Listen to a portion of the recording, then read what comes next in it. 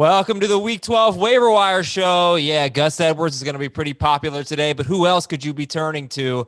Might be some kind of lousy offenses that you have to rely on this week. We'll talk about that. I'm Adam Azer with Dave Richard and Jamie Heisenberg. Jamie, where is the strength of the waiver wire this week? That's a great question. The strength of the waiver wire this week is probably still the wide receivers, but I mean, it's very top heavy at each position. Like there's a starter, there's a potential starter for your fantasy team, a quarterback, running back, and wide receiver that could be available. Okay. By the way, I'm pretty surprised at who your number one tight end is. I'm not sold on any of those guys, to be honest with you. So if you have a different option, I haven't finished the story yet. So if you can sway me in another direction, please feel free. Okay. Spoiler alert. Right now, it's Jimmy Graham. Among the less than 65% rostered guys. And, the Green Bay on paper looks like they're good against tight ends. They're probably not if you really look at like who they've played. Also, no buys this week. 3 games on Thanksgiving. Dave, how are you feeling? Waiver wireometer today. What do you think? I think it's a 10 if you need a wide receiver or if you need wide receiver depth. I think you need the top waiver claim if you need a running back. And that's really about it. Okay, so these wide receivers that we speak so highly of, Michael Pittman, is that the guy? That's my guy. Okay, and then Debo and Sterling Shepard, Nelson Aguilar. Yeah, it is a pretty good week at wide receiver. But what about Tim Patrick? 55% rostered. It's a terrible matchup for Week 12. That's no problem. Is that, but still, I'm thinking long term as well. Yeah, and you can't judge his Week 11. If you didn't see the game, his Week 11 numbers are extremely inflated by one big play that happened at the end of the game when Drew Lock was just trying to kill the clock and just threw the ball up for grabs, and Tim Patrick happened to come down with it. So don't look at the 100 yards and say, "Oh my God, this guy just had an amazing game against the Dolphins," because he had a good game, just not a great game. But he's absolutely in that conversation for sure. When I said some lousy offenses, there were really 2 that came to mind. And we'll say lousy passing games. That would be the Giants at Cincinnati, Cleveland at Jacksonville. There are some players available on the waiver wire, including Sterling Shepard, is about 50% rostered. And we know Cincinnati, I think it's now 14 of the last 15 wide receivers to face Cincinnati and get 6 or more targets have had good games. And Sterling Shepard's had 6 or more targets every game he's started and finished this year. And then, Evan Ingram, you might find. Gallman, you might find. Slayton, you might find. Daniel Jones is surprisingly high on the priority list, because the matchup's so good. And then for Cleveland, it's like, are you going to trust anyone in the passing game? You might be able to see Austin Hooper's available in a lot of leagues. Baker Mayfield's available in a lot of leagues. So, unfortunately, I think like Jacksonville and Cincinnati are 2 teams you stream against, and they're facing the Giants and Cleveland this week. It's not super exciting. And, of course, Gus Edwards says the Steelers. Let's get to it, Dave. Why don't you give me some top waiver wire priorities? Gus, Pittman, if you need a quarterback, Taysom Hill, and then there's pretty much everybody else. You'd be a little more. What about Debo? Look, I would put Patrick ahead of Debo just because I've seen, yes, he had a crazy play at the end of the game. Still had 7 targets before that, and we've seen him step up previously with Denver. Okay. Jamie, how about you? Give me, so who are your top priorities? Edwards, Taysom Hill, and Pittman would be the top 3. Put them in any order you want, just depending on what you need. I think James White's got to be in that conversation too, because now Rex Burkhead most likely done for the season with what's not yet been confirmed, but it seems like it's an ACL tear for him. So you saw James White look like the old James White against the Texans last week, which was fun to see. Then it gets a little dicey. I mean, you could jumble those receivers in anywhere. I mean, look, Nelson Aguilar has been playing really well. And, when we've seen his targets up and they were up against the Chiefs, I thought the Raiders would throw the ball with some success. They did. And Aguilar has been their best guy, or at least their most consistent guy, and aside from Waller. And then, like you said, Debo, Shepard, Tim Patrick, they all have an opportunity here to help you down the stretch to some degree. And then the tight ends, look, I mean, it's, you mentioned Hooper. I'm sure that's the guy you're going to say should be the best. Jordan Reed's coming off a strong game. He's somebody that you look at. Jimmy Graham is touchdown dependent, but, he could score against Packers. That's why I have him first. But, there are options there. And then the DSTs are certainly interesting this week. You mentioned some of the crappy defenses that some of these bad offenses are facing. Well, the Giants defense, has played well. And now you're facing Ryan Finley. That could be a week winning DST for you. So don't overlook those guys as well. The DST actually pretty strong. Giants, Seahawks, Packers. Jamie also has the Texans on there. Giants at Cincinnati, Seahawks at Philadelphia, Packers against the Bears. Who's there going to be their quarterback? Tyler Bray? I mean, it could be. Yeah, so it could be Foles, could be Trubisky. They don't know right now. But those three defenses are pretty available, especially the Giants and the Seahawks. So good week there. We got to talk a little bit more about Gus Edwards, guys. Let me promote a few things, though. We're going to give you a whole bunch of waiver wire advice right now, but if anything changes, or if you want some advice on start or sit or trades before your trade deadline or Thanksgiving side dishes or whatever, come join us 8 p.m. tonight on Twitch, twitch.com/FF today. And make sure you're watching CBS Sports HQ, noon Eastern today. It's all about the waiver wire, but it's noon Eastern, Monday through Friday, and then 10 Actually, we're on 1 o'clock Eastern on Wednesday. Today and Wednesday because of soccer coverage. Right. And then Thursday we are on at 11 a.m. Eastern. And Friday we're on at 10 a.m. Eastern because there's college football. So Thanksgiving and soccer and college football has moved our schedule all over the place. Okay, so this week it's 1 p.m. on Tuesday and Wednesday. Check Twitter. We will post it all 1 p.m. on Twitter Tuesday and Wednesday, 11 a.m. on Thursday for 90 minutes, though. And then Friday at 10 a.m. Eastern. Right. Okay. And so if you miss that show, you can watch it on demand on your CBS Sports app on OTT devices. Go to the CBS Sports app, scroll down until you see the FFT familiar faces. And join our Facebook group. It's a lot of fun. Get in on that. Just obviously it's free. Just go to Facebook, search for Fantasy Football Today, or click the link in the episode description. Chat with our FFT team and mostly just our community of listeners and very active, very involved, and people who just love fantasy football. All right. So Gus Edwards, thank you for doing the bonus pod yesterday, Dave and Chris Towers. Appreciate that. He does. Okay. Obviously, we're excited about a Ravens running back. Both Dobbins and Ingram have COVID. Unfortunately, they've tested positive, so they're out. Could be multiple weeks, too. But where are you guys going to rank Gus Edwards? He's a top 15 guy this week. You know, there's a lot to like. There's clearly some downside because, you know, this is a Steelers defense that has improved since they first met in week 8. But, you know, anytime you're going to get one of these guys in this backfield getting this much work, at least the expectation of him getting this much work is exciting. I hope they throw him the ball. He does have 3 catches in his last 4 games, which is nice, but he's just not 3 total catches. Yeah, for the season. But I mean, you know, that's encouraging for him. Even Todd Gurley's laughing at that.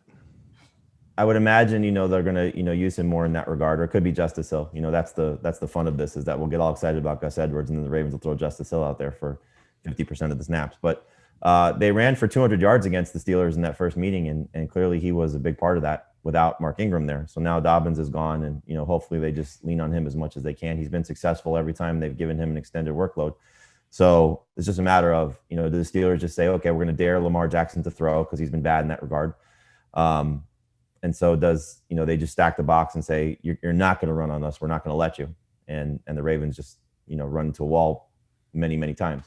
So you got to take your chances, though, just based on what this Ravens run game has been, what his opportunity looks like, and hope that he does deliver, you know, something in the neighborhood of 80 total yards and a touchdown. And I think that's well within the realm of possibility. That's what he had in week 8, 16 carries, 87 yards and a touchdown. And in their last 4 games, the Steelers have allowed 5.1 yards per carry. It's not the Steelers defense that we're used to. Well, if you break that down in those 4 games, those are the games they've played without Devin Bush, their star linebacker. Mm-hmm. The Ravens were by far the most successful team. You know, Derrick Henry was okay, 20 carries, 75 yards and a touchdown. The Ravens ran all over them. Zeke was terrible. Gio was terrible. And you had guys like Samaje Perine. He was good. James Robinson was good. So, I'm not sure, Dave, how much I buy that 5. What was it? I don't buy it at all. Yeah, I mean, I don't know that they're going to shut him down. Do you think they grind him down to below 4 yards per carry on a short week?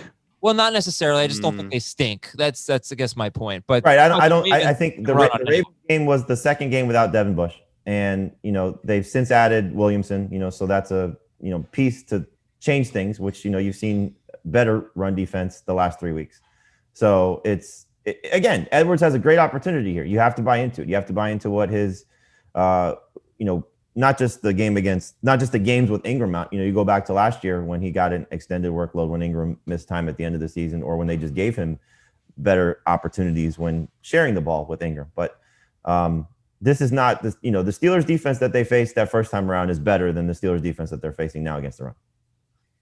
Are you going to start Gus Edwards-Helaire or Clyde Edwards-Helaire this week, with Clyde getting Tampa Bay, the dreaded Tampa Bay matchup? I like Gus better. Yeah. He's currently in my top 12. Gus is. Yeah, I think I have him 13. That's PPR. He's inside my top 12 non-PPR. But right. Yeah.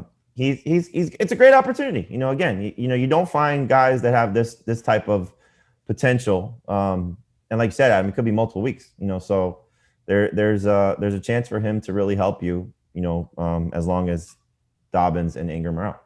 Yeah, and he gets Dallas in week 13, so that would be awesome. And then so one other thing I wanted to mention is last year, week 17, the Steelers and the Ravens played, and the Ravens sat, Mark Ingram was hurt, but they sat Lamar Jackson. They played Gus Edwards and Justice Hill. I'm trying to look up the game log just to see if Justice Hill got a lot of garbage time, because it was a blowout win, 28-10 over Pittsburgh. But Gus Edwards had 21 carries in that game for 130 yards. Justice Hill had 10 carries for 39 yards and a touchdown. They combined for 2 catches for 12 yards. So Justice Hill is maybe the guy you put like $1 on and see, I don't know, you get the second guy, but obviously less exciting. And he has 1 carry this year, 1 touch this year. No carries, 1 catch. 1 catch. There you go. Okay. So, Gus Edwards, Michael Pittman, Taysom Hill, James White. Pittman had 100 yards last time he faced the Titans. That was just a couple of weeks ago. Did you know? This is a crazy stat.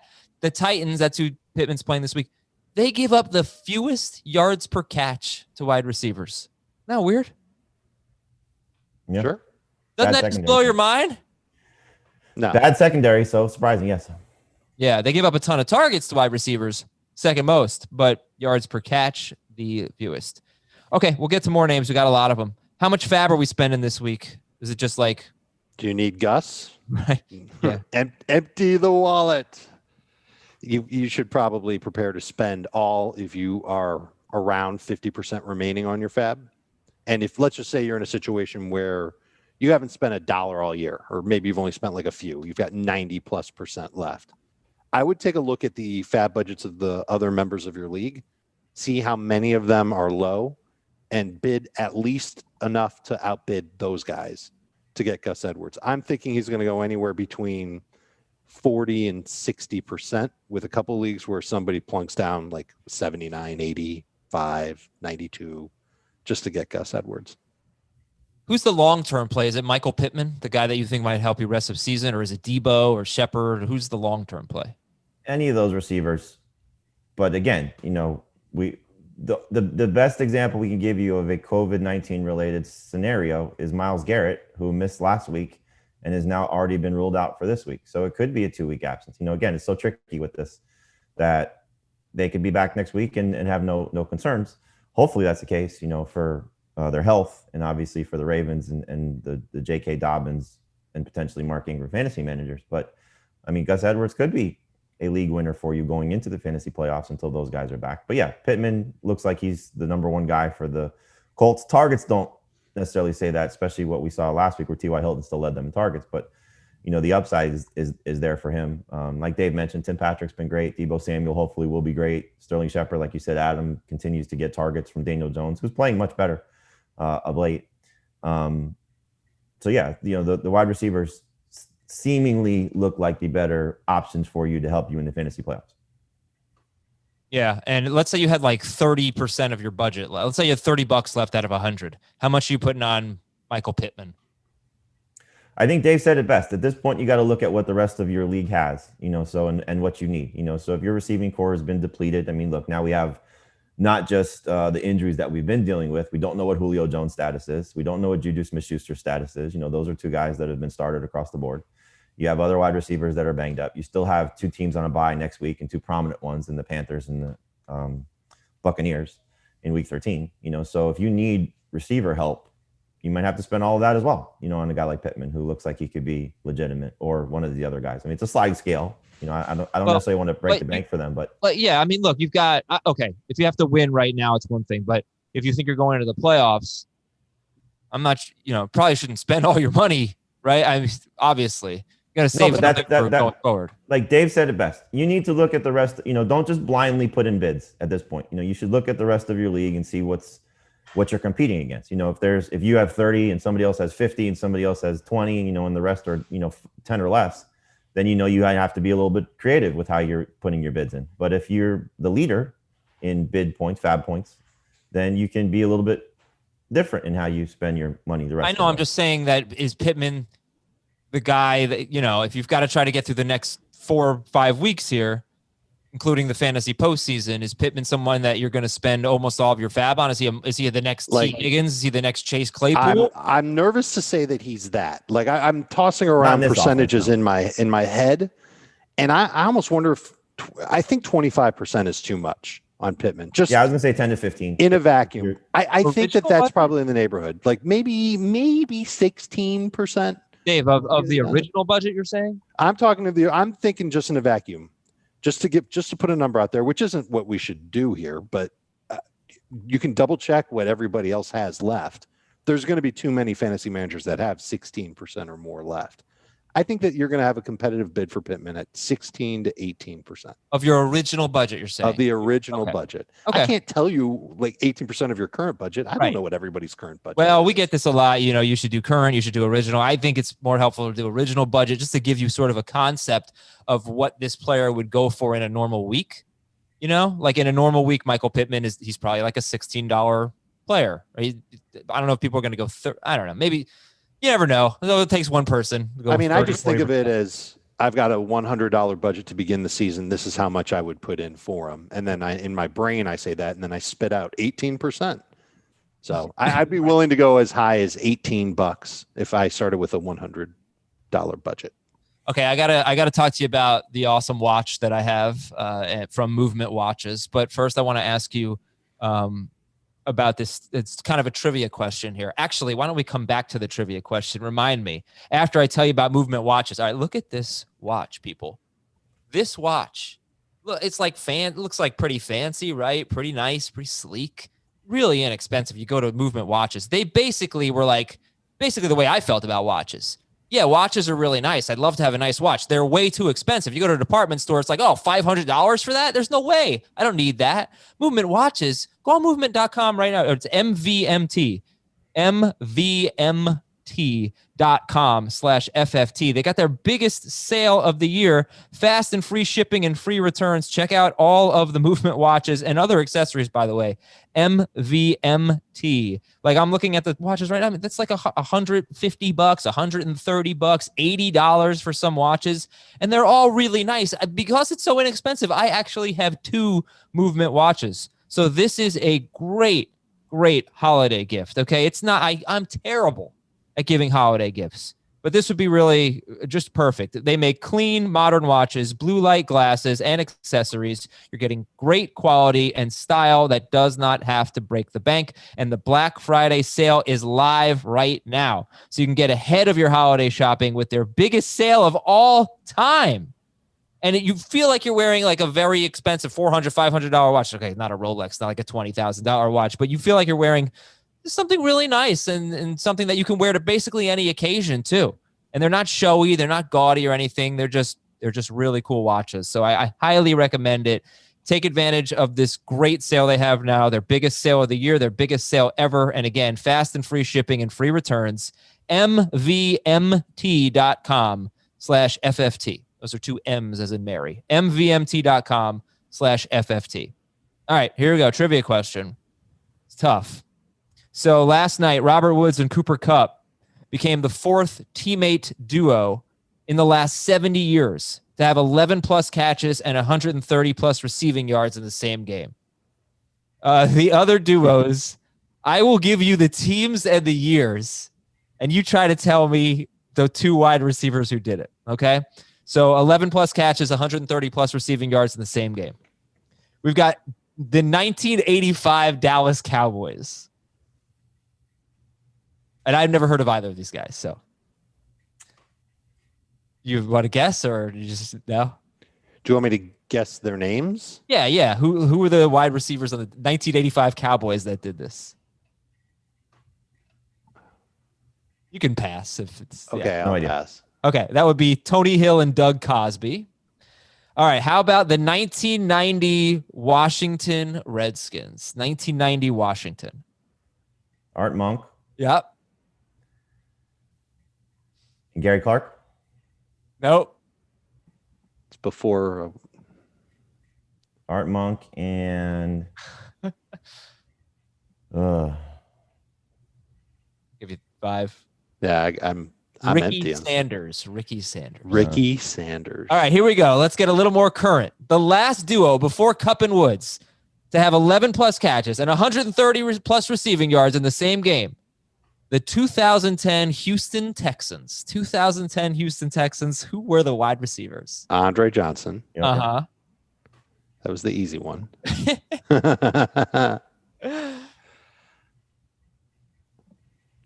You got a hint? College? He has 2 first names. Was Dave not a Richard. star. Dave Richard. I only had 10 for 120 with Andre. Oh yeah. We never made 11 for two 130. first names. Did he play? Was he a prominent player or was it a fluke? Yeah, I mean, you know him. You'd be like, oh yeah. All right, who was it? Kevin Walter. No, Kevin Walter. How about Great that? Kevin Walter. I remember him. All right, our news and notes. So you got Ingram, Edwards, and also Brandon Williams on the reserve COVID list. Don't know if Williams is just a close contact or not. We do know Gus Edwards and Ingram have tested positive. Kyler Murray has a shoulder injury. We'll just hold our breath in our shoulder and hope he plays at New England. Don't know about who's going to be the Bears quarterback this week. LaMichael Pirine has a high ankle sprain, and Frank Gore might get 20 carries. So he's Mike, And he's on the waiver wire. What'd you say? It's Adam Gates. Yeah, Adam Gates has been waiting all year to give Frank Gore 20 You carries. know that his best game was last week. Frank Gore, 1st touchdown of the season. His second best game was against the Dolphins. Okay, and that's this week's opponent. So he's available. Julio Jones could be a game time decision facing Las Vegas. Randall Cobb out this week. Kenny Stills has a chance to play. They have the Thursday game at Detroit. And it makes, if Kenny Stills doesn't play, it makes maybe Jordan Aikens kind of interesting. He's on the waiver wire list. Trent Williams on the reserve COVID list. Brandon Ayuk still on the reserve COVID list. Do we know if Ayuk is going to play this week? Not Not yet. sure as of now. Just Okay. the fact that he's on the COVID list. He can still clear the protocol and play on Sunday, but it's one you got to monitor. At the Rams. Adam Thielen on the reserve COVID list. That's another one. We don't know if he tested positive or if he's a close contact. Obviously, if he tested positive, he's not going to play. If he's a close contact, he probably will play. That's kind of been the pattern. Myles Garrett out this week at Jacksonville. Joe Burrow, a lot of it's probably we'll talk about that maybe tomorrow, dynasty talk or something. Torn ACL, torn MCL, and more structural damage in his knee. Do we expect him to be ready for week 1 or a total guess right now? There's talk that he won't be ready. Probably guess he's going to be ready for week 1, but this would be now 2 off seasons of no work for him, which is not good. Yeah. Richie Incognito, Las Vegas guard. He's out for this that's season. trouble. Tough blow. It's a That's tough blow. trouble. They finally started getting a little healthier there. And Josh Allen for the Jaguars could go on IR. There are some other notable injuries to watch. The Eagles are really beat up. Fletcher Cox, Jason Kelsey, Lane Johnson. Even if these guys play, they're playing hurt. Green Bay center Corey Linsley, he's hurt. Don't know if he'll play. And Jacksonville left guard Andrew Norwell out this week. Back to the waiver wire. Let's get some names. Let's fire it up. Jamie, who are the top 3 quarterbacks this week? Well, Taysom Hill obviously is number 1. I mean, great performance from him in his starting debut against Atlanta. We'll see how he does against the Broncos, but you got to buy into it based on his rushing totals. Number 2 would be Phillip Rivers for me. He's been playing much better of late. Had a very solid game against Tennessee 2 weeks ago, like you said, Adam, when they faced each other on Thursday. Only 18 points in that game, but over 300 yards passing and a touchdown. He's been 27 or more points in 3 of his last 5 games. And then Daniel Jones. I was surprised when I looked at his game log from his fantasy production, seeing that he scored 20 or more fantasy points in 3 of his last 4. 2 of those, both against Philadelphia, 64 yards rushing in those 2 games. But he's been over 20 yards rushing in 3 of those games. And so what he's doing with his legs, with this matchup against Cincinnati, I think he's worth buying into. So those would be the top 3 for me, but you could throw Andy Dalton in there if you want to as well. And there's this group of quarterbacks that are, in the 70 to 80% range, like Derek Carr. Would you take Taysom Hill or Derek Carr? I would start Derek Carr this week, but it's very close. 4 points, it's easy to go Taysom Hill based on his rushing, but 6 points. I mean, Derek Carr to me has been fantastic this season. And, he had the one run game where the team ran all over the Broncos, the win game against Cleveland, but he had been playing very well. And then he was awesome against the Chiefs, throw out the interception because that was just a, Hail Mary at the end of the game. But I thought he'd play well against the Chiefs. He exceeded my expectations. Well, don't throw out the interception entirely because Ben Schrager won a league on that interception by 1 point. Nice. But there's like Carson Wentz against Seattle. There's Matthew Stafford against Houston. You can't trust Carson Wentz. Tua Tagovailoa at the Jets. They're all in the 75% range. What do we do with Stafford, Wentz, and Tua? Do we drop them? Are they startable this week? They all have good matchups. I didn't put Stafford on the drop list because I'm hopeful that Kenny Golladay plays, and that changes Matthew Stafford entirely. So he's kind of in this purgatory of, if you're stuck and you see him available and you find out Galladay's back, I don't think there's going to be a rush to the waiver wire to get him. So he would be probably a day 2 pickup unless you have a roster spot you want to play with and just pick him up to see what happens because he's a different quarterback with Golladay out there. Wentz, there's talk about Jalen Hurts playing more. The media in Philadelphia, the swell is growing for why don't you just play Hurts altogether? Wentz is just a disaster. And look, for what it's worth, Seattle's defense obviously played much better last week against the Cardinals. I would imagine that with rest and playing this defense, which you mentioned, Adam, they could be down 3 offensive linemen or 2 offensive linemen. They're moving Jason Peters. They're keeping Jason Peters at left tackle. That's not been good for them this year. So it could be really ugly for Wentz. And the third one you mentioned, Tua. We know the story that happened this past week. What happens if he struggles again against the Jets? Does he get pulled for Ryan Fitzpatrick? Because clearly the Dolphins coaching staff is not afraid to go with the guy that they think is the best. Yeah, the Jets also, when you look at the big games they've given up, they've faced Josh Allen, Kyler Murray, Patrick Mahomes, Justin Herbert. Those guys have killed them. And Allen had only 1 great game out of 2. But, the other, Garoppolo had a good game, but he left with an injury. Rivers had 14 points, Rippon 15, Fitzpatrick 21, Cam Newton 23. So that's the thing with Tua. It's like he doesn't throw that much to begin with. And the Jets, obviously anyone could be good against the Jets. They're that bad. But they've also faced some of the very, very best, and those guys have crushed them.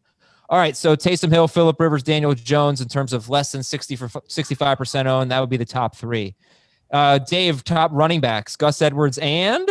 James White would be second after that. And then debate amongst yourselves between Frank Gore, Malcolm Brown, insert any other. It's probably Gore just because of the workload that he's expected to get. Although Ty Johnson could step in and play certain downs, passing downs, and take away work from Gore. But it's a challenging matchup. I think it's still a challenging matchup. I know Melvin scored twice last week, but I can't think of really positive things to say to make you feel comfortable having Frank Gore on your active lineup. Well, the one thing that you look at is just what happened to the Dolphins' run defense last week, which was just a huge surprise given how they performed lately. But 166 rushing yards on 31 carries against Phillip Lindsay and Melvin Gordon, and Gordon scored twice.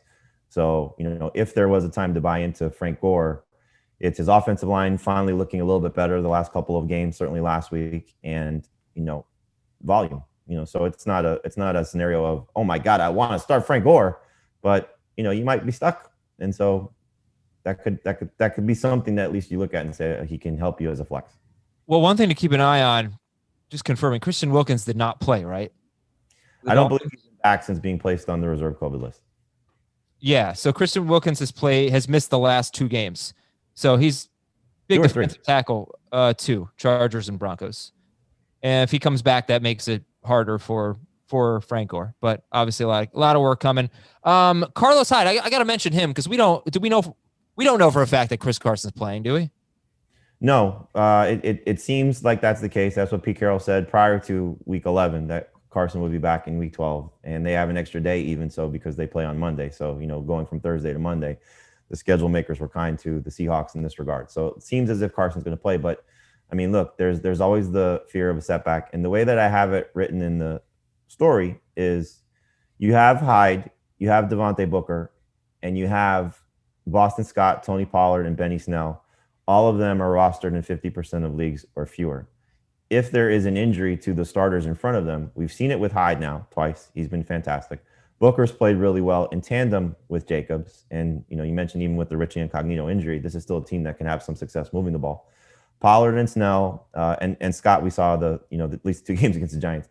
But those guys all have an opportunity that if they go down, you can get starters production out of them, and now you get them cheap.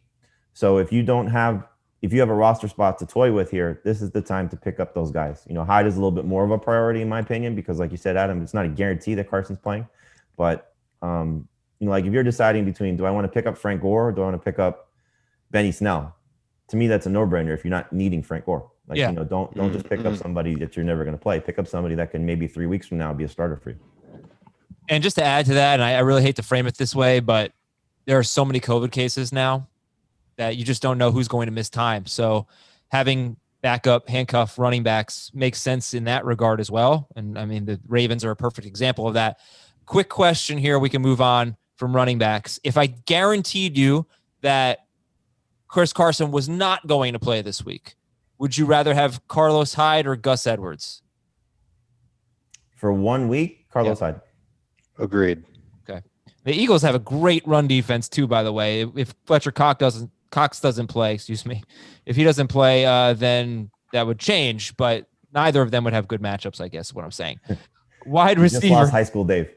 No, I was like this in college too. Sorry about that. Wide receivers. We'll let the people have fun with that one. Sleazy, which dwarf is that? Sleazy dwarf over here, getting a little wild on this Tuesday morning. The responses to that, by the way, were hysterical. I appreciate everybody with their comments. It ended up being a pretty good moment. Wide receivers. All right, we got Michael Pittman, Jamie, and who else?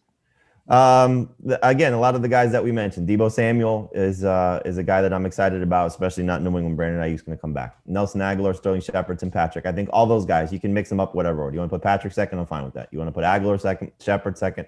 I think they all have an opportunity to be potential starters down the stretch, certainly in 3 receiver leagues. So, the thing that I'm excited about for Samuel is we have not seen what this offense looks like without George Kittle and both these wide receivers healthy.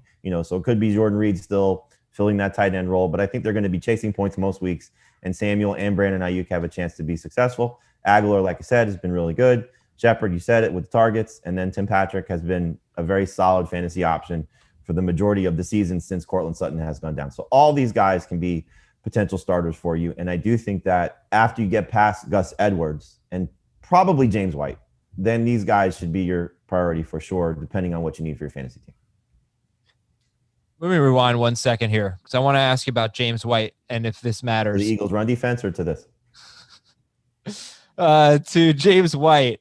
So the Cardinals, that's who James White faces this week. Week 1, San Francisco running backs had 9 catches, 162 yards, 2 touchdowns, receiving totals against Arizona. Since then, they have not allowed more than 31 receiving yards to a running back. They've allowed 1 touchdown. It was to Reggie Bonifon. They held Antonio Gibson, DeAndre Swift, Mike Davis, Le'Veon Bell, Ezekiel Elliott, the Seattle running backs, the Bills running backs, all of them, 31 or fewer yards. Zeke had 8 catches. That was good. Mike Davis had 5 catches. But Arizona, sneakily, they have become really good against pass-catching running backs. So does that matter for you with James White? And then their next week is at the Chargers. They haven't allowed more than 21 receiving yards since facing Alvin Kamara in week 5. They haven't had as tough of a go of it as Arizona, who's come out looking good since week 1. Sorry. I wouldn't over prioritize James White. I'm just thinking more of the opportunity is back in his lap. Okay. How about JD McKissick or James White rest of season?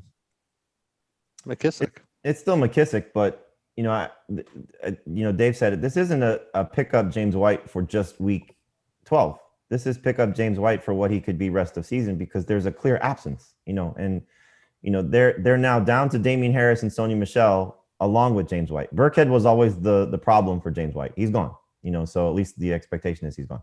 So James White could go back to what he has been, and you saw it against the Texans. They went right back to him.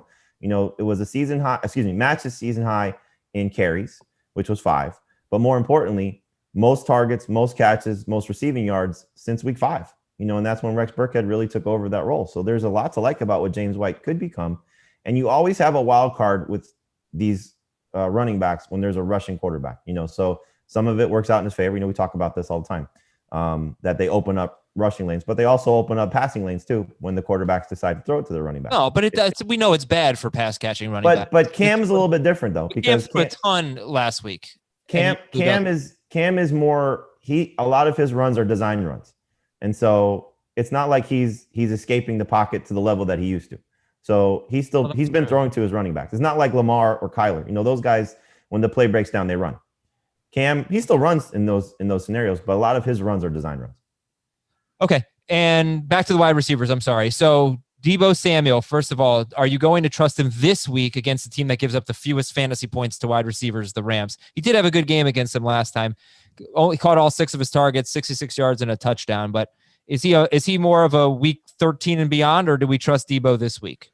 I think he's speculative. And if you're desperate at wide receiver and you miss out on the other guys, then you can use him. But remember, the 49ers don't necessarily use their wide receivers in the traditional sense of a wide receiver. Yeah. They're running jet sweeps and using pop passes and slants, all that kind of stuff. I guess traditional receivers run slants too. But I think that they use them a little bit differently. And so you're not going to say, well, Jalen Ramsey's going to erase Deebo Samuel. It's not going to happen the same way that we've seen other receivers get erased by Jalen Ramsey. He's okay. I don't think he's going to register as anything better than a low-end number 3 receiver. But the thing is, though, with all of these guys aside from, and you can even say Pittman too, just because, it's not like he's, he had 15 targets prior to last week, and then 3 targets, I think. 3 targets in this game against the Packers. Now, and then a silly catch and run for a touchdown. Yeah. Not saying that he doesn't deserve credit for it. It's second week in a row he had a catch like that. So that's just part of what he does. Right. But my point would be is like none of these guys are like must start wide receivers in 2 receiver leagues by any stretch. They're more starting options in number 3 receivers. And you could, you said Adam, Shepard and Aguilar probably have the best matchup of this group of 5. And, Pittman, Samuel, Aguilar, Shepard, and Patrick, and along with Pittman. Pittman has a great matchup as well. But I don't think any of these guys you're looking at saying these are must start options for week 12. But they could be. It just depends on what your team looks like. Okay, let's go to the tight ends here. Dave, who are the tight ends you like this week? I'm not sure if I've got a good complete list. So Jordan Reed's at the top of it. Jimmy Graham's on it, and then Jordan Aikens is on it. I'm positive I'm missing names, but I'm not excited about any of these 3. And I doubt I'd be excited about other names that are available. I'm still hopeful for Austin Hooper. Yeah, same. Against Jacksonville, they've gotten better. They've definitely gotten better against tight ends. A lot of these matchups that used to be great, and the teams are getting a little bit better. Washington, I think, comes to mind as well. But who am I? Yeah, who am I forgetting? Who is Dave forgetting, and who are we forgetting? Jordan Reed. Dalton, you saw him find the end zone, so hopefully Dalton Schultz. Yeah, build off of against Washington. Logan Thomas, I'll throw out last week's game, because their run game and their defense was so good, and so against Dallas, we've seen their coverage of tight ends be hit or miss.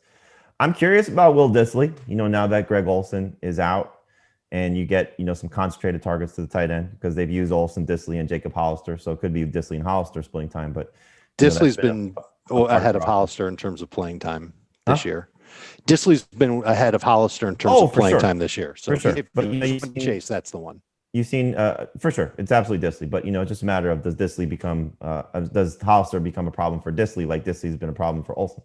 So I think it's a very interesting week for tight ends. But yeah, I should probably reorder the list I gave you, Adam, in terms of hopefully it's Reed, hopefully it's Hooper. Those 2 guys still have plenty of potential. And let's face it, the better group of guys is the ones that are in the 70% range as opposed to the ones that are 65 or less. Right. Goddard, Ertz, Evan Ingram. How do you feel about Mike Gesicki this week? 68% rostered. He's been so invisible, but the Jets. It's just so hard to trust him. I mean, since his last touchdown, Smythe and Shaheen have scored touchdowns for the Dolphins. They use Gesicki more as a receiver than they do as a tight end, and they just don't throw to him to the same level. He had a good little stretch at the end of the game there when Fitzpatrick came back in, but with Tua, he's just been, like you said, invisible. Did you mention Jordan Aikens?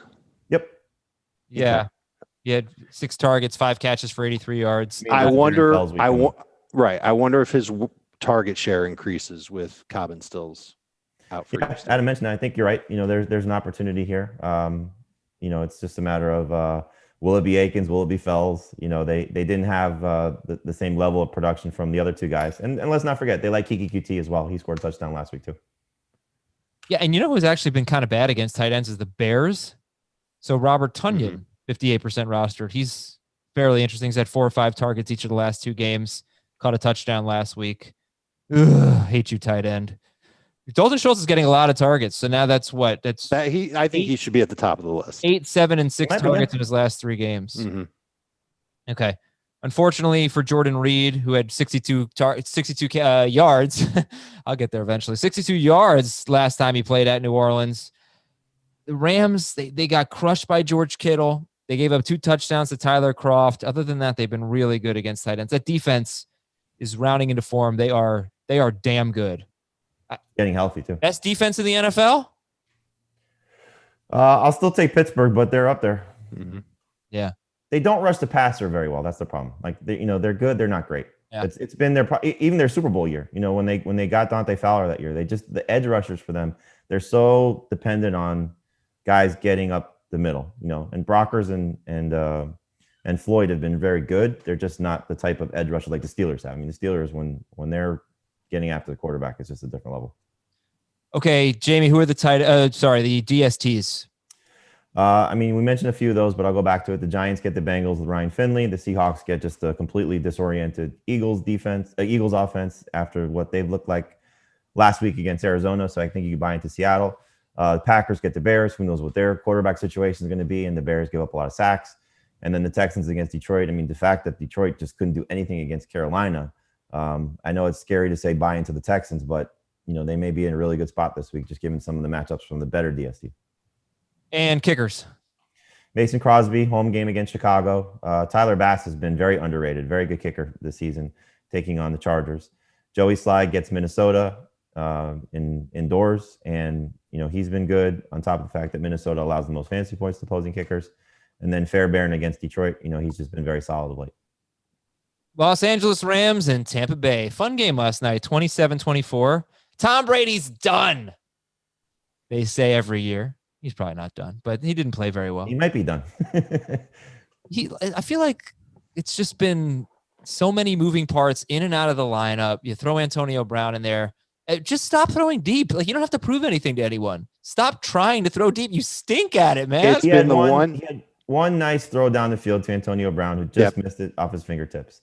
I thought that turned the game. He threw one duck out of bounds to Mike Evans. And then I don't know what he was thinking trying to throw the ball to Chris Godwin. He cannot make that throw anymore whatsoever. Dave,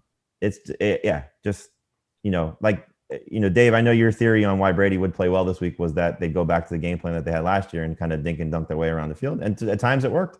Mm-hmm. But, it's Bruce Arians. He gets these play calls in his head. I'm sure Byron Leftwich, same thing, and you see some coverage and you're like, okay, but why throw deep on Ramsey? I don't get it. Why try and throw these deep shots over the middle? I don't get it. It's not who he is anymore. This was a tough matchup for almost everyone, and the running backs in particular. I don't know how hard we want to be on them, but can we trust any of the running backs in this game going forward? Sure. Yeah, I think you can get back to the Bucs guys this week against the Chiefs. I mean, their run defense has not been good at all, or at least not great lately. So I wouldn't be surprised if they try. Look, what happened the last time they came off a bad game? They went back to the run game against the Panthers and it opened up their passing game. So I think Ronald Jones will be okay this week. Not great, but good. And then after their bye, it's Vikings, Falcons, Lions, and then week 17, Falcons again. It's interesting. But the problem, how annoying is it that Leonard Fournette got that touchdown? That's what I'm saying. That was annoying. And Very annoying. Jones had one target, and don't throw it to Stonehands. That's what Don't throw it to either one of them. Tweeted after. Yeah. Neither of them could catch, but Jones is awful. I mean, Jones just can't catch at all. Fournette was awful last night. Yeah, he was horrible. That was my "don't throw it to Stonehands" tweet, which got a lot of love. If anybody gets that reference, you guys get that reference. I hope. Necessary reference. Yeah, baby. The Bucs football movie. Yeah, it's a borderline football movie. Oh, get out of here! It's one of the best. It's very good. They have been great coming off losses. They lost week 1. They won the next week. They scored 31 points. They lost week 4. They scored 38 points the next week. They crushed Green Bay.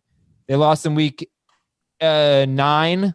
They got embarrassed by New Orleans. They came back. They won 46-23 at Carolina.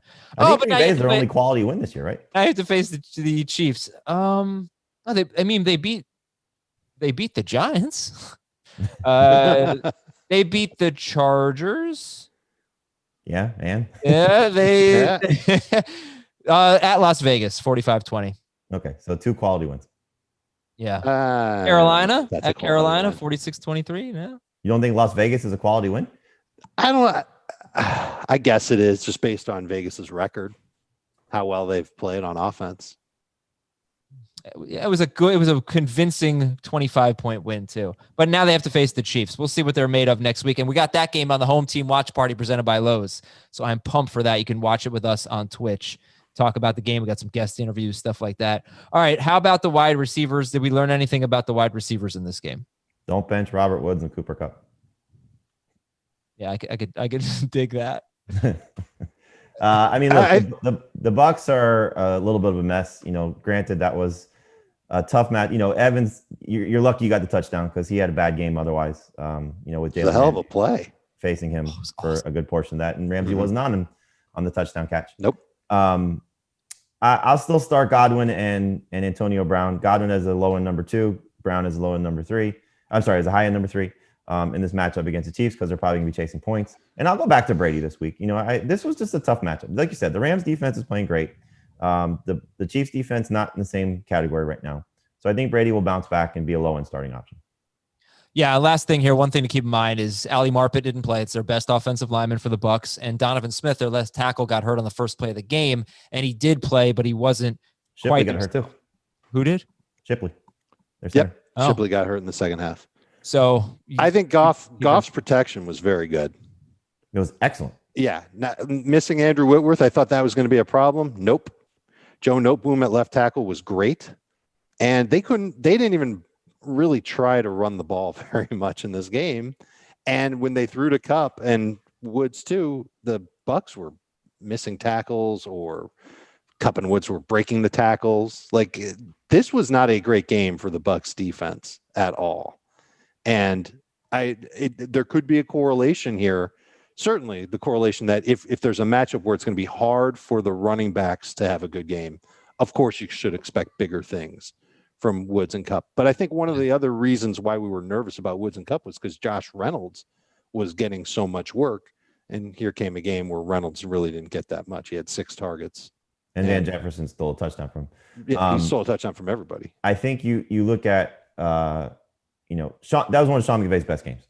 Just calling the game. Just what he had Goff doing. The play designs were just unbelievable. And then like Dave said, Kupp and Woods, their first halves were awesome. I mean, Kupp was over 100 yards in the first half. Yep. And Woods, one of the biggest plays in the game, was right before halftime where he made so cool, the catch and run on the tunnel screen. And he got lucky though. With the clocking it? He got lucky because he was trying to score. If he had gained maybe 2 more yards, they don't get the in that regard, yeah. But still, just a great play for his fantasy production. I thought it was really cool to see wide receivers dominate in a way that you just don't really see. There was nothing downfield. There was just precision routes, making men miss, catching everything. Kupp and Woods, they just do it differently than your typical number 1 wide receivers, and they absolutely dominated. And other than Carlton Davis, I think there's just a lot of weaknesses in that secondary, at least in primetime games. These guys like Jamel Dean, just like he was horrible on the Josh Reynolds touchdown pass. He was so bad in the Giants game. They kept targeting him on that football game. Yeah, sorry. You have Van Jefferson. So, Carlton Davis is great. I'm not sure about the other guys. I'm not sure if they're. And look, Carlton Davis isn't stopping Tyreek Hill. So don't worry about that. Last question here, real quick. Rob Gronkowski, he has not been very good with Antonio Brown these 3 games. Does have 1 touchdown. Should have had 2 basically. But drop him or keep him or what? Keep. I'd still start him 1 more week, but this is a put up or shut up type of week. Okie dokie. Let's go back to the waiver wire, get some more names for the people out there. Waiver wire quarterbacks. All right, Jamie gave you the top 3 that are less than 65% rostered. It's Taysom Hill. Tougher matchup this week at Denver. Phillip Rivers against Tennessee and Daniel Jones at Cincinnati. You can also look at Andy Dalton and Alex Smith facing off on Thursday on Thanksgiving. And how about, what if Teddy Bridgewater plays? Would you want Teddy Bridgewater at Minnesota? Sure. He's at 70%, so he's in that other category that we typically talk about. Yeah. But 60, my bad. He'd be okay. You just have to worry about his knee. Okay. And I guess PJ Walker would be he'd be at the bottom of the list for quarterbacks, but I wouldn't duck and cover if he was my only option. Yeah, he is at the bottom of the list. It's just a matter of how much he'll throw. And Bridgewater, by the way, is now down to 59%. So a little more available. Oh, is he? Great. Yeah, if he does play. All right, so then Derek Carr, you gotta get him if he's available. But the thing about Derek Carr that you have to know is their MO has been to run. You figured they would have had to pass more against the Chiefs, and they did. But the 3 games before that, he threw 25 or fewer times. But in 5 of 7 games with 30 or more pass attempts, he's got 22 or more points. So when he throws, Derek Carr is good. And this week at Atlanta, you hope for some points there. Kirk Cousins, how do you feel about him? He's 73% rostered. Kirk Cousins, Derek Carr, Taysom Hill, how would you rank them? I'd feel better about Cousins if he had Adam Thielen. Right. I think that's pretty obvious. And I'm pretty sure I would put Cousins, he'd be behind Carr, but he'd be real close to being ahead of Taysom Hill this week. You got to love the numbers he's put up. I'd take Hill over him just based on the running, but he'd be ahead of Rivers and Daniel Jones. All righty. And any interest in Baker Mayfield at Jacksonville? They give up the 3rd most fantasy points to quarterbacks. No. It's a great matchup. Get points for handoffs. Right. Okay, running back. Or missed tight ends in the end zone. So, look, we've talked a lot about Gus Edwards. We talked about James White. Remember, Justice Hill could factor in as well. And let's talk about then 4 guys who are rostered in more than 70% of leagues. Well, one more guy. Just you asked this question long term. I still think Cam Akers has an opportunity here. I know like last night was just tough because of the matchups, but Darrell Henderson's not getting the job done clearly the last few weeks. And Malcolm Brown, I think we know what he is. He's a sort of a specialist for them. Could be a goal line option, could be a receiving threat, but they don't use him fully in those 2 roles. Akers did catch a touchdown last night.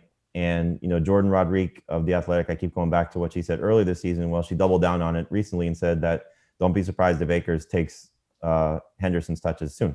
So, this is now a point in the season where he could start to take over. I mean, you're not going to start him against San Francisco by any stretch, but it's somebody that you could pick up and just see what happens in the next few weeks. Since he's been hurt, the most he's played in a game is 26% of the snaps. And that wasn't even the case last night. It was 17%. But I see what you see, Jamie. I think that there's absolutely a chance that he could be someone that you maybe not comfortably start as a number 2 running back later this year, but you would turn to in a pinch.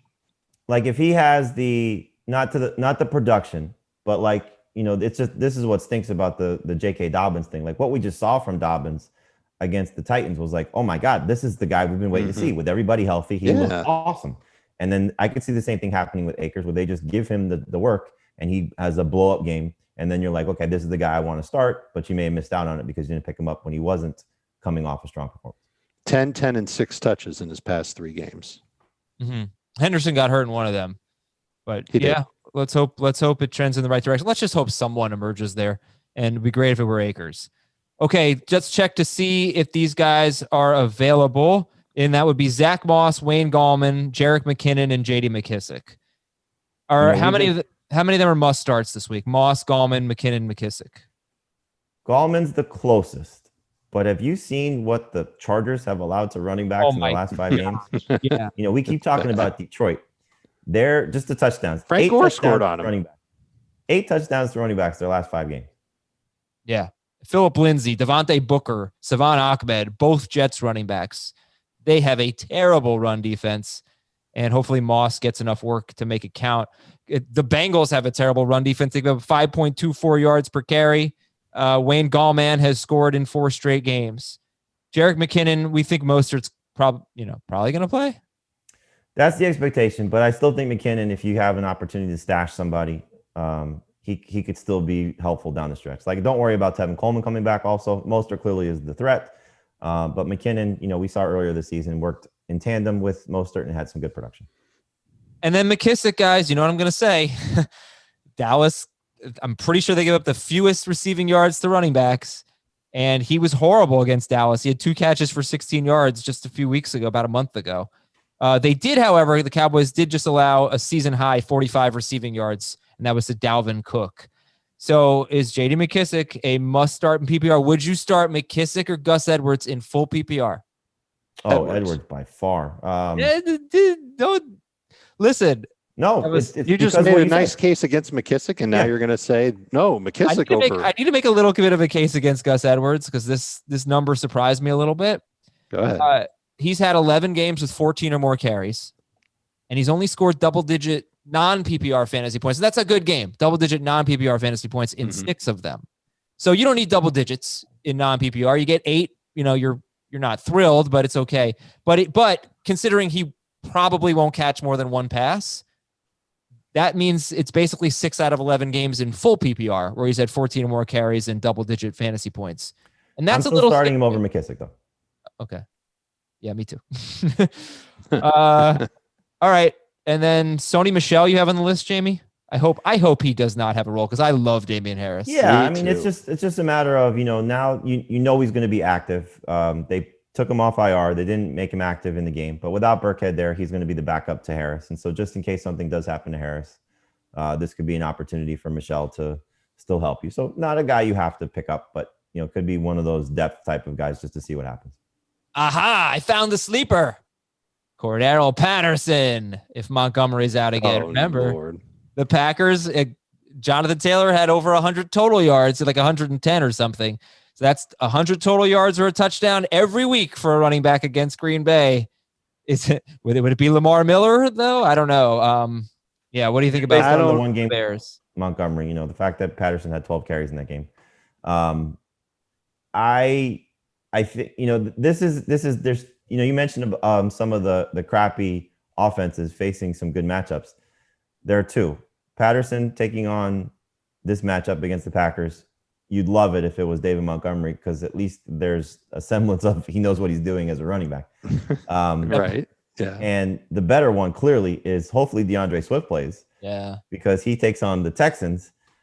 And now you're looking at Kerryon or Peterson being that guy. Now, Kerryon outsnapped Peterson by leaps and bounds. It was 69% of the snaps to Kerryon against Carolina. 28% went to Peterson. The rushing totals were about the same. Johnson did better in the passing game. They were a complete mess against Carolina. So, I don't know how many people are going to trust that. But those 2 matchups are dreamy for the Bears and for the Lions, but just terrible running back situations. I don't know if you can take advantage. But honestly, the Lions played, I don't know, maybe their worst game of the year. They were horrible. They're not that bad.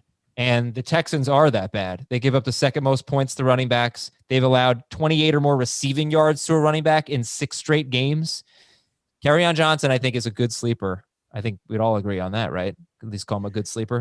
He's a sleeper. There's not much like at stake when you call someone a good sleeper. Sure, but also let's keep in mind that the running backs who did that to the Texans are pretty good running backs. I mean, you look at it like I'm just going back to week 3. James Conner, Dalvin Cook, James Robinson had a bad game, but we know he bounced back in the second game. Derrick Henry, Jamal Williams, Nick Chubb, and Kareem Hunt. And then Damian Harris. It's like the Lions guys aren't in that same category. The closest would be Damian Harris. Adrian Peterson's a Hall of Famer. What the hell are you talking about? Yes, he was once a great running back. You're 100% correct. Wide receivers. We're already an hour. Wow. Okay. Wide receivers: Curtis Samuel, Corey Davis, Darius Slayton, Jacoby Myers, and Cole Beasley. We have not talked about them. These are the shallow league guys: Curtis Samuel, Corey Davis, Darius Slayton, Jacoby Myers, and Cole Beasley. Dave, what do you think about this quintet? I think it's a pretty good quintet. I'd love to have Davis because he's got that safe PPR floor. I think Beasley would be a huge guy to put in the lineups if John Brown is out. in what could end up being a high-scoring game between the Bills and the Chargers. Curtis Samuel also happens to be like more of a red zone threat for Carolina. That's kind of what I've deduced from the past few weeks with him. So he's kind of fun, but he's a risk. Great matchups for this group. That's the thing. Sure. Curtis Samuel's got the Vikings. Corey Davis, not a great matchup. He was not very good against Indianapolis. I had 5 for 67. Darius Slayton, great matchup. Jacoby Myers. You look at Jamison Crowder, Tyler Lockett twice, Cole Beasley, slot receivers had huge games. I don't know if he's Jamison Crowder or Tyler Lockett, Jacoby Myers, but slot receivers had huge games against Arizona. And then Beasley himself against the Chargers. So these guys have good matchups. Would you drop any of those 5 for Michael Pittman or Deebo Samuel or Sterling Shepard or Nelson Aguilar, et cetera? Drop them? Yeah. So if I had Slayton already, drop him for Pittman, I think I would. I think I would with Samuel. I don't think I'm ready to let go of Jacoby after one bad game. All right. The only thought is, does Myers' status change once Edelman's back? Yeah. Because I don't think Pittman's status is going to change from this point forward. And so do I just get ahead of that and drop Myers for Pittman as a long-term play?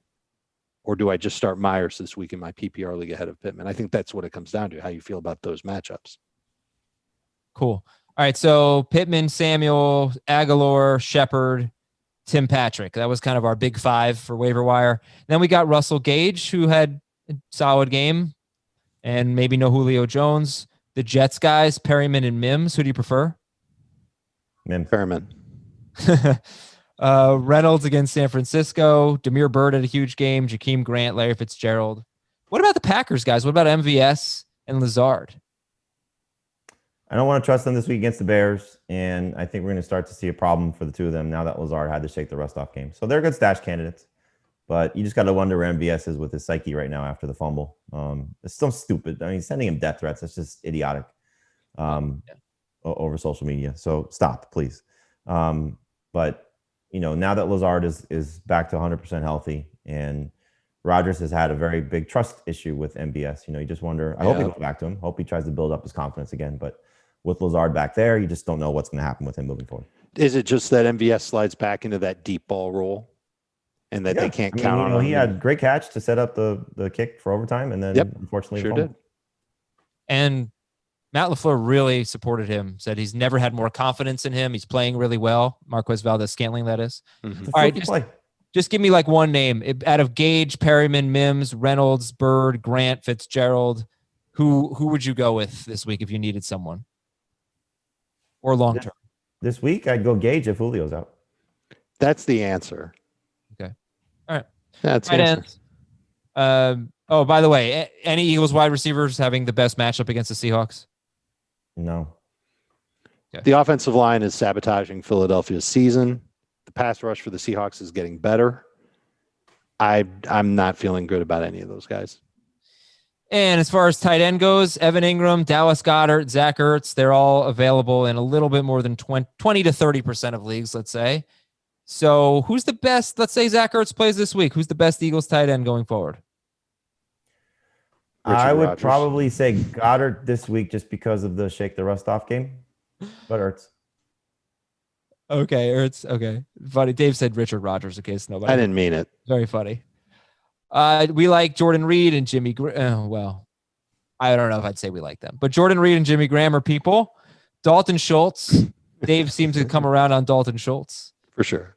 Logan Thomas had a good game against Dallas in the first meeting, right? Didn't he catch a touchdown in that game? Yep. Austin Hooper. It's been horrible the last 2 games, but hopefully can be better this week against the team that gives up the second most points to tight ends. That would be Jacksonville. 8 touchdowns allowed on the season. Yeah. By them. One in their a lot of past yards games. lately. Mm-hmm. Will Dissly becomes interesting at Philadelphia. Jordan Aikens at Detroit. Robert Tonyan against the Bears. Trey Burton against Tennessee. There you go. DSTs, Giants, Seahawks, Packers, your top 3, and then the Texans as well. Are you dropping the Dolphins for any of these DSTs? Not this week. No. How about the Browns? Sam Darnold might play, so that's good for the Dolphins, DST. How about the Browns? No. Okay, I'm just checking. Let's see if Jake Luton's still there. Yeah, no, a They lot may of make a lot quarterback of switch again. DST. Keep an eye on that. Are you starting any of the Dolphins, Browns, Giants, Seahawks over the Steelers? No. Nope. Over the Ravens? Yes. Yeah. All right. Pick up Mason Crosby, Tyler Bass, Joey Sly, and Kaimi Fairbairn.